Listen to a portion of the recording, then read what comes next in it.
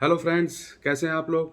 मैं आज आपके सामने फिर से पार्ट टू की बुक समरी जो नॉट अ डाइट बुक जो मिस्टर जेम्स स्मिथ जी ने लिखी थी, जो एक रिनाउंड लेखक हैं और एक सक्सेसफुल फिटनेस कोच भी हैं। उन्होंने जो अपनी एक सक्सेसफुल बुक है नॉट अ डाइट बुक, उसमें जो और फैक्टर्स बताइए, चलिए उस पर हम लोग डिस्कस करते हैं।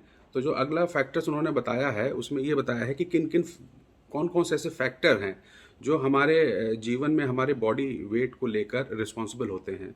तो आइए चलिए डिस्कस करते हैं। पहला जो होता है BMR।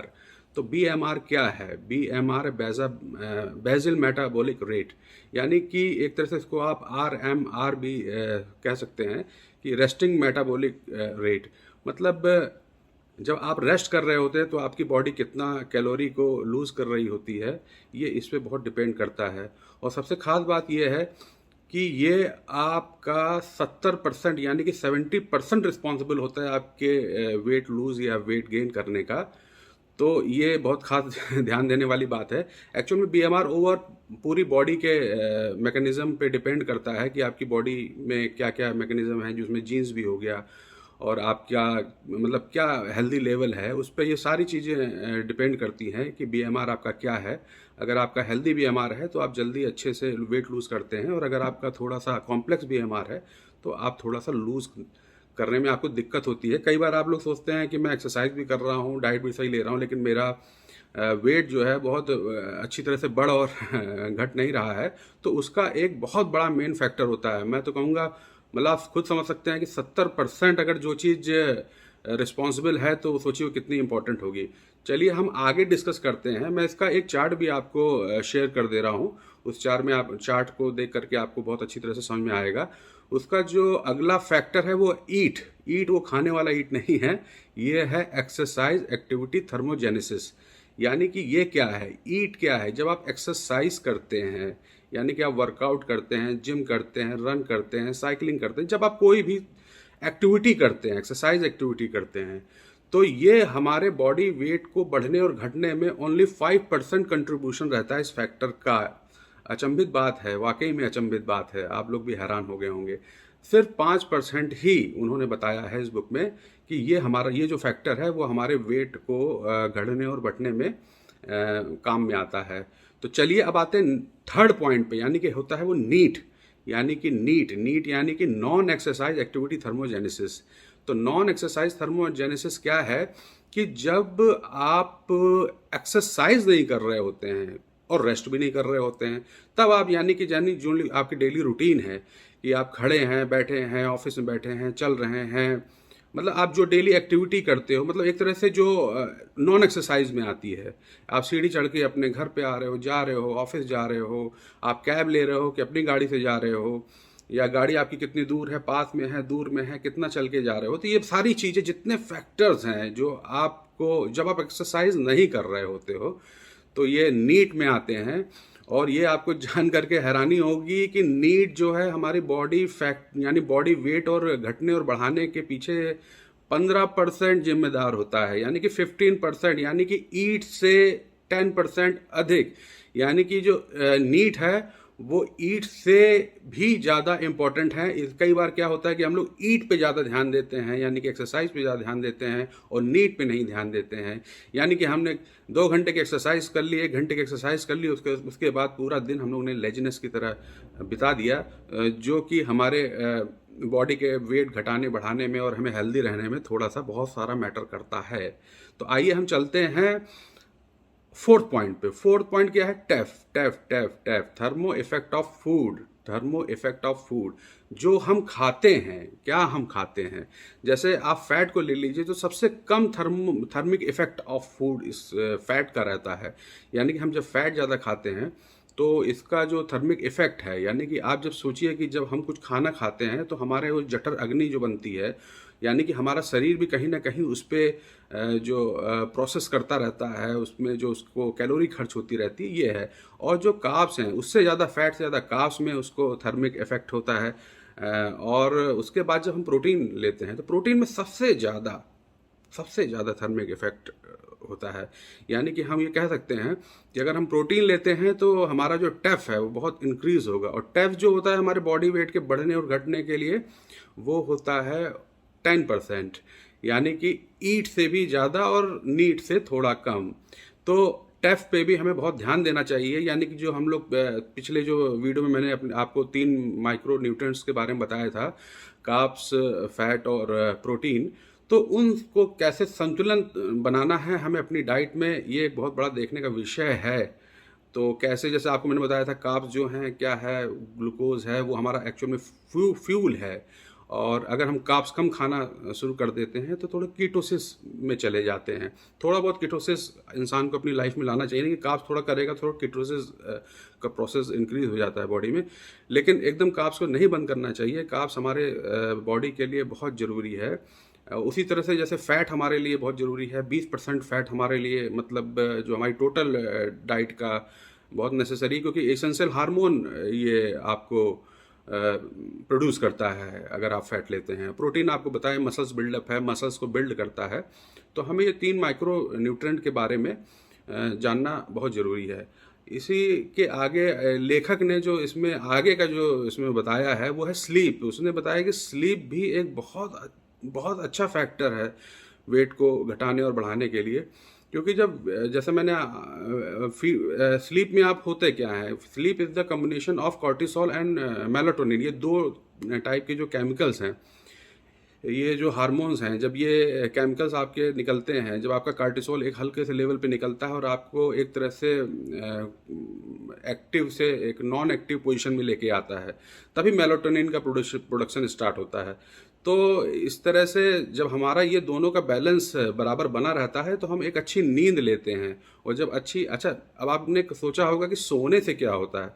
सोने से बहुत कुछ होता है, क्योंकि जब अब आप एक अच्छी नींद ले लेते हैं तो नींद लेने के बाद आपके मन में, ये आपके दिमाग में जो भी मेंटल फॉगनेस है वो दूर चली जाती है। आप एकदम क्लियर माइंडेड हो जाते हो। आप सुबह सुबह जब भी उठते होगे देखते होगे कितने आप फ्रेश महसूस करते हो।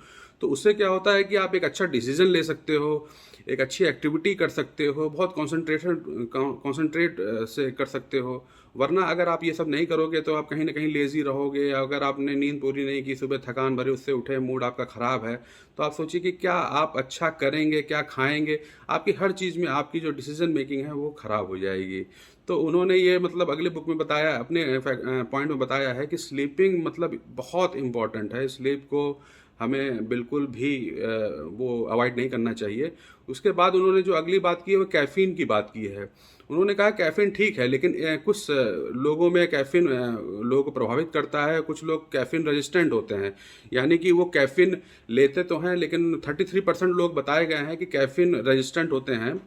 तो उसमें कैफ़ीन क्या करता है कि हमारा जो एक तरह से हमें बूस्ट कर देता है, एनर्जी को बूस्ट कर देता है। तो जनरली उन्होंने कहा है कि अगर आपको ज़रूरत पड़ती है तो आप कैफ़ीन थोड़ी मात्रा में ले सकते हैं, जिससे कि आपकी एक्टिविटी बढ़ जाए। क्योंकि जब आप एक्टिव रहेंगे तो यानी कि आप कहीं ना कहीं कैलोरी बर्न करते रहेंगे। तो अपना राइट माइंड से आप सही मात्रा में सही टाइम पे अपना कैफ़ीन ले करके अपने आप को बूस्ट कर सकते हैं। और जैसे मार्केट में बहुत सारी स्किन कॉफ़ी और बहुत सारी चीज़ें चली हैं, तो ये एक तरह से डीकैफिनेट है, तो इसका कोई मतलब नहीं है। तो एक्चुअल में कैफ़ीन जनरली अब ये जो फैट बर्नर्स आते हैं इसमें भी एक तरह से ग्रीन टी को का एक्सट्रैक्ट कैफ़ीन को मतलब मिला करके ये सब बनाया जाता है। उनका बस यही कहना होता है कि आपको किस तरह से जब आप रेस्ट हैं तब भी मतलब आपका जो किस तरह से जो आपका मेटाबॉलिक है उसको कैसे बढ़ाया जाए और आप कैसे एक्टिव अपनी लाइफ जिएँ। तो मेन ये कैफ़ीन का मतलब यही है कि आप कैसे एक्टिव रहें। तो अगला पॉइंट क्या है, अगला पॉइंट इसमें यह है कि जैसे इसमें बहुत सारे सप्लीमेंट्स के बारे में बताया गया है कि सप्लीमेंट्स क्या हैं। जैसे आपका प्रोटीन है, वे प्रोटीन बताया है, तो उन्होंने वे प्रोटीन और केटानाइन को बहुत इन्होंने काफ़ी कहा है कि एक तरह से एक रॉ आपको मिल जाता है। क्योंकि जितना भी हम लोगों ने को प्रोटीन लेना होता है उतना प्रोटीन हम लोग ले नहीं पाते हैं। तो एक तरह से वे प्रोटीन की उन्होंने काफ़ी समर्थन किया है कि अगर आप जैसे अगर आपको अपना वेट मसल्स बनानी है तो आपको 2 से 3 ग्राम, 1 से 2 ग्राम प्रोटीन पर, मतलब अगर आपका वेट अगर आपका 100 किलो है तो आपको 100 ग्राम प्रोटीन, और अगर आपको बहुत अच्छी मसल्स बनानी है या बॉडी बिल्डिंग करनी है तो तकरीबन 200 ग्राम प्रोटीन तक आप ले सकते हैं। और उसकी सबसे अच्छी बात यह है कि प्रोटीन कितना लेना चाहिए। जनरली ये बताया गया है कि हमारी जो बॉडी है वो सिर्फ 30% ही, मतलब 30 ग्राम, सॉरी 30 ग्राम प्रोटीन को ही अब्जॉर्ब कर पाती है। तो जनरली हमें 30 ग्राम से थोड़ा सा ज़्यादा प्रोटीन एक बार में लेना चाहिए। जनरली 40 ग्राम हमने प्रोटीन लिया तो वो 30 ग्राम तक, पर डाइट की बात कर रहा हूँ मैं, कि एक डाइट में आप 30 ग्राम प्रोटीन तक ले सकते हैं। जनरली बॉडी बिल्डर आप देखते होंगे कि सुबह शाम वे प्रोटीन लेते रहते हैं, तो 30 ग्राम के हिसाब से वो सुबह शाम अपना लेते हैं और बाकी अपनी डाइट के हिसाब से मैनेज करते हैं। तो इस बुक में यही बताया गया है कि मतलब आप ये जो सप्लीमेंट्स लेकर भी अपना, सप्लीमेंट्स को भी अच्छा बताया है उन्होंने, ये भी बताया है अगले उसमें कि आप जो ये हमारी शुगर फ्री जो होते हैं, जो शुगर फ्री जैसे आजकल टैबलेट्स आ गई हैं कि कैसे आप ज़्यादा से ज़्यादा कैलोरी लेने से बच सकें, तो वो भी उन्होंने एक तरह से सही बताया है कि ठीक है, अगर आपको शुगर फ्री लेनी है, अगर ये सप्लीमेंट लेना है आपको, तो आप उसको एक सही मात्रा में, मॉडरेट मात्रा में, देखिए कोई भी चीज़ अगर हम अब ज़रूरत से ज़्यादा कर देंगे तो वो हमारी बॉडी को नुकसान ही पहुंचाएगी। तो ये कुछ बेसिक उन्होंने पॉइंट बुक के बारे में बताए हैं। तो मेन उनका मकसद यही है कि हम कैसे अपनी डाइट को और अपनी ट्रेनिंग को कैसे हम एक माइंडसेट के थ्रू एक सही दिशा दे पाएँ, कि एक्चुअल में हमें कभी मालूम ही नहीं होता है कि हमें क्या खाना है, क्या पीना है, कौन कौन से फैक्टर्स हमारी बॉडी के वेट को बढ़ाने और घटाने में कार्य करते हैं। तो ये सारी कुछ चीज़ें, कुछ पॉइंट्स मैंने बताया है। अब देखिए, जैसे हम लोग कहीं आइसबर्ग देखते हैं तो आइसबर्ग क्या है, आइसबर्ग एक छोटा सा ऊपर से हमें समंदर में ऊपर एक बर्फ़ का टुकड़ा दिखता है, लेकिन अगर आप नीचे जाके देखते हैं तो बहुत बड़ा एक पहाड़ दिखता है। तो वैसे ही देखिए, अगर हमें अच्छी फिट बॉडी चाहिए तो हमें उसी आइसबर्ग की तरह, कि अगर एक ऊपर से फिट बॉडी दिख रही है तो पीछे आप सोचिए कि कितना मतलब कितनी मेहनत की गई होगी उसमें। जैसे एग्जांपल आप डेविड गोगिंस का ले लीजिए, जो एक बहुत बड़े मैराथन रनर्स और एक गिनीज बुक के वर्ल्ड रिकॉर्ड हैं। उन्होंने पुलअप्स में भी करीब 4200 पुलअप्स मारे थे, लेकिन उस 4200 पुलअप्स, एक साथ 4200 पुलअप्स मारे थे, वो भी 17 घंटे में। तो इसका मतलब ये है कि उस 4200 पुलअप्स में वो एक साथ तो मार नहीं लिए, उसके लिए उन्होंने करीब 64,000 पुलअप्स की ट्रेनिंग की थी। इसी तरह से वो जैसे 300 माइल मैराथन भी उन्होंने जीता था, उससे पहले 100 माइल मैराथन उन्होंने प्रैक्टिस कई बार की थी। तो मतलब कई बार जब आप रिपीट करते हैं, प्रैक्टिस करते हैं, तब जा कर के आपको जो फाइनल वो रिजल्ट आता है तब जाके दिखता है। तो सबसे पहले देखिए, कुछ भी करना है लाइफ में, अगर आपको एक अच्छा सक्सेसफुल आदमी बनना है या अच्छी बॉडी रखनी है, अच्छी मेंटल स्टेटस रखना है, तो उसके पीछे आपको कुछ ना कुछ वर्क करना पड़ेगा, कुछ ना कुछ अपना माइंडसेट चेंज करना पड़ेगा। फ्लिप योर स्क्रिप्ट, अपनी स्क्रिप्ट जो पुरानी आप लिखे चले जा रहे हैं उसको थोड़ा सा बदलना पड़ेगा। तो भाइयों, चलिए इसी बुक को मैं अब यहीं पे इसको समाप्त करता हूँ। आशा करता हूँ कि ये किताब आपके जीवन में कुछ अच्छी चीज़ें लाएगी। और अब हम नई बुक की समरी नेक्स्ट वीडियो में लेके आएंगे। चलिए फिर मैं चलता हूँ। जय हिंद, जय भारत।